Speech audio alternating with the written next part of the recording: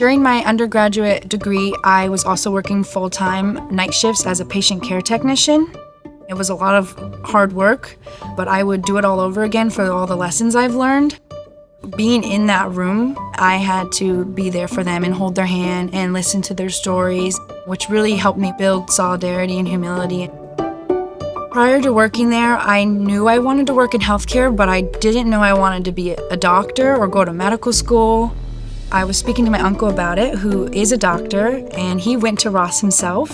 I learned about all the community engagement they offer. Here, it's part of the curriculum that you go out and work in the community. Every semester, you get to go to different facilities. I've been to a dialysis center. I've been to an urgent care. Reading things out of a book is one thing, but being able to apply it to real life really gives an opportunity for students to see the other side of healthcare and what it's really like.